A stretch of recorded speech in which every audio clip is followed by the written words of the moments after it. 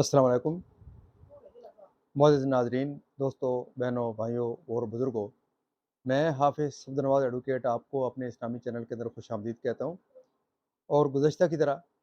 آج بھی ہم سورہ البقرہ کی آیات نمبر 118 تا 120 کی تلاوت، ترجمہ اور تفسیر پڑھنے کا شرف حاصل کریں گے۔ تلاوت فرمانے سے پہلے ہم درود شریف پڑھتے ہیں۔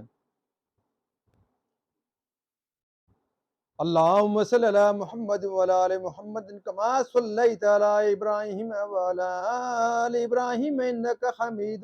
مجید۔ اللہم بارک علی محمد وعلی آل محمد کما بارکت علی ابراہیم وعلی آل ابراہیم انک حمید مجید۔ اما بعد فاعوذ باللہ من الشیطان الرجیم، بسم اللہ الرحمن الرحیم۔ انا ارسلناک بالحق بشیرا ونذیرا ولا تسأل عن اصحاب الجحیم ولن ترضى عنك اليهود ولا النصارى حتى تتبع ملتهم قل إن هدى الله هو الهدى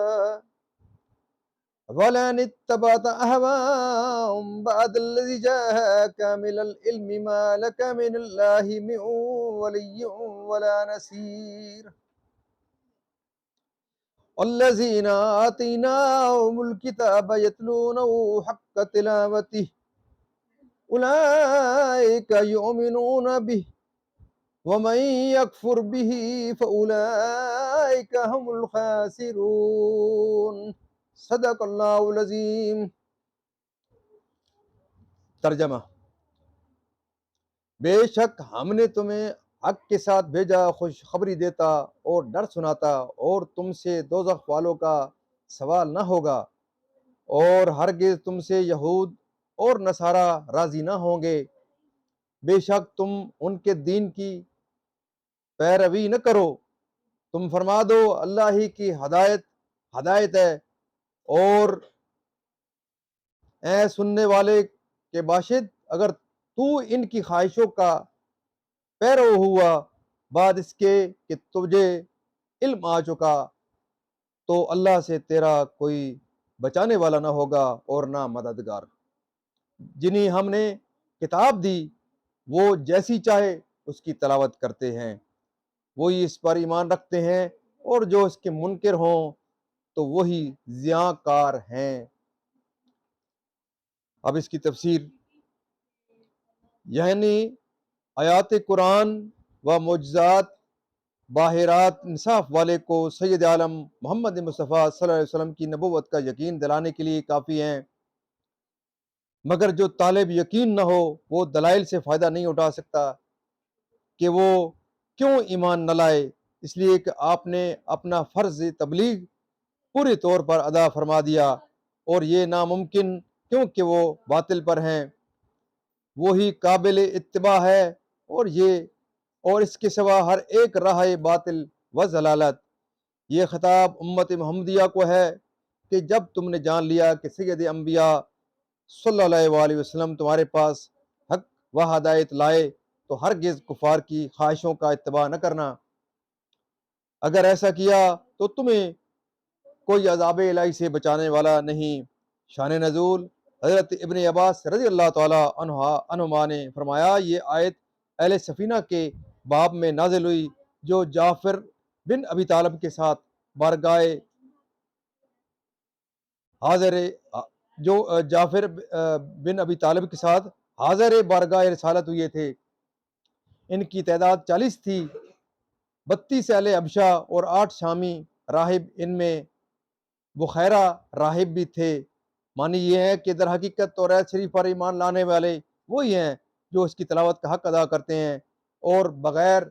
تعریف و تبدیل پڑھتے ہیں، اور اس کے معنی سمجھتے ہیں اور مانتے ہیں، اور اس میں حضور سید کائنات محمد مصطفیٰ صلی اللہ علیہ وسلم کی نعت و صفت دیکھ کر حضور پر ایمان لاتے ہیں، اور جو حضور کے منکر ہوتے ہیں وہ توریت شریف پر ایمان نہیں رکھتے اثر و وجاہت سے گمراہی و بے دینی پھیلانا ہو تو اس کے فتنہ سے محفوظ رہنے کے لیے اس کے زوال نعمت کی تمنا حسد میں داخل نہیں اور حرام بھی نہیں۔ مومنین کو یہود سے درگزر کا حکم دینے کے بعد انہیں اپنے اصلاح نفس کی طرف متوجہ فرماتا ہے۔ اب اس کا تھوڑا سا درس قرآن کی طرف بڑھتے ہیں۔ سورہ الرحمن کی خصوصیات اور اس کی جو افادیت ہے وہ علماء نے اس طرح کچھ بیان کی ہے کہ سورہ الرحمن جو ہے اس کو عروس القرآن، یعنی کہ سورہ الرحمن جو ہے یہ قرآن پاک کی دلہن ہے۔ جیسے دلہن کو آپ خوبصورت لباس پہناتے ہیں، آراستہ پراستہ کرتے ہیں، اس کو گہنے اور زیور پہناتے ہیں، تو جس طرح آپ دلہن کو سجاتے ہیں، اللہ تعالیٰ نے قرآن پاک میں یہ ایک صورت ایسی رکھی ہے کہ اسے خود سجایا ہے۔ اس میں الفاظ کا ایک اپنا حسن ہے، اس کی خوبصورتی کا اندازہ تو قرآن حضرات ہی لگا سکتے ہیں جو خوبصورت الہانی آواز میں قرآن پاک کی تلاوت فرماتے ہیں۔ اللہ تعالیٰ قرآن حضرات پر اپنی رحمت نازل فرمائے اور ان کی خطاؤں سے درگزر کرے۔ واقعہ یہ ہے کہ اگر یہ لوگ قرآن حضرات حفاظ کرام نہ ہوتے، یعنی کہ جس طرح کے مصر کے شیخ عبد الباسط، محمد عبد الصمد اور شیخ محمود خلیل اور اس طرح کے بہت سارے اور قرآن حضرات نے جس طرح قرآن پاک کی خدمت کر رہے ہیں اور لوگوں تک خوبصورت الفاظ میں قرآن پاک کو پڑھ کر پہنچاتے ہیں، تو حضور صلی اللہ علیہ وسلم نے فرمایا کہ قرآن پاک کو اچھی اچھی آواز میں خوش الہانی کے ساتھ قرآن پاک کو پڑھو۔ حضور پاک صلی اللہ علیہ وسلم نے فرمایا کہ جو قرآن پاک کو بہتر سے بہتر انداز میں پڑھنے کی کوشش نہیں کرتا وہ ہم میں سے نہیں ہے۔ ایک رات کا واقعہ ہے کہ آپ صلی اللہ علیہ وسلم رات کو گشت پر تھے، یعنی کہ وہ رات کو اپنے ساتھیوں کے حالات معلوم کرنے کے لیے رات کو گشت کرتے تھے۔ تو ایک رات حضرت ابو موسیٰ اشعری جو ایک صحابی ہیں ان کے گھر کے پاس سے گزرے، تو وہ رات کو تہجد کے وقت پڑھ رہے تھے تہجد، تو حضور صلی اللہ علیہ وسلم وہاں کھڑے ہو گئے کیونکہ وہ کیف کی حالت میں تہجد کے اندر قرآن پاک کی تلاوت فرما رہے تھے۔ حضور کو ان کی تلاوت بہت پسند آئی تو کافی دیر تک وہاں کھڑے ان کی تلاوت سنتے رہے۔ اب انہیں یہ کیا پتہ تھا حضرت ابو موسیٰ اشعری کو کہ حضور پاک صلی اللہ علیہ وسلم باہر ان کا کھڑا قرآن پاک سن رہے ہیں۔ تو حضور فرماتے ہیں کہ جس طرح کان لگا کر اللہ تعالیٰ قرآن پاک کو سنتا ہے، کسی اور چیز کو نہیں سنتا، اس طرح ہمیں نظر نہیں آتا، ہمیں معلوم نہیں ہے کہ ہم قرآن پاک پڑھ رہے ہیں تو سننے والا کون ہے۔ سب سے زیادہ کان لگا کر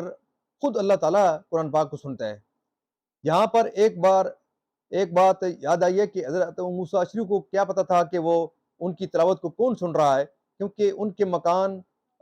جو ایک کمرے یا ایک اس کے اوپر حجرے کے اوپر مشتمل ہوتے تھے، تو چھوٹے چھوٹے کمرے ہوتے تھے، ان کے چھوٹے چھوٹے ان کے حجرے ہوتے تھے، تو وہاں کافی دیر تک جب حضرت حضور پاک صلی اللہ علیہ وسلم حضرت موسیٰ اشعری رضی اللہ تعالیٰ عنہ کا قرآن پاک سننے کے بعد جب آپ تشریف لے گئے،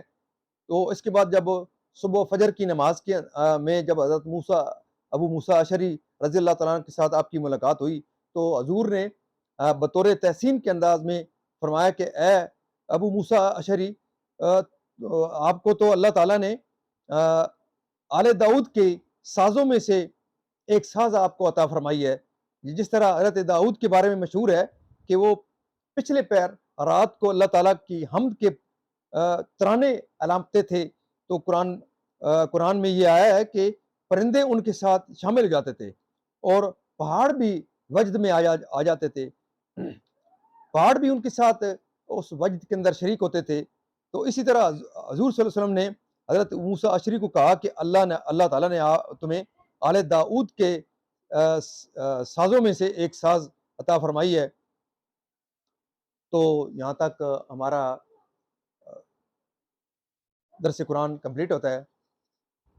اور میری آپ تمام معزز ناظرین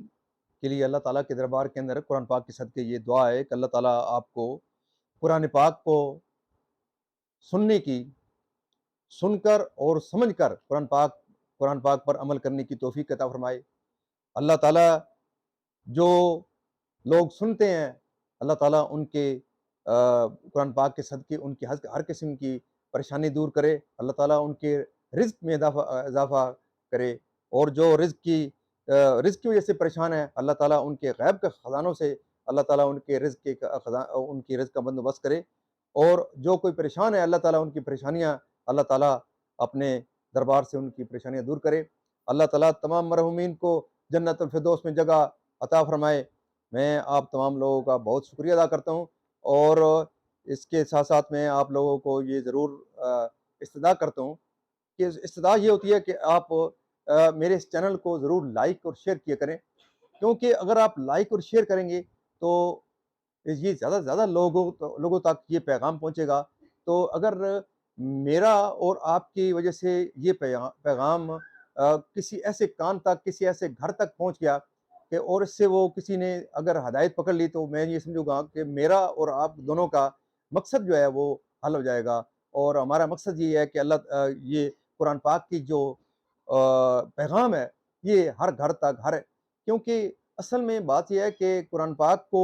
اس علم کو اور اس جو قرآن پاک کا جو پیغام ہے اس کو پھیلانے کے لیے ہمیں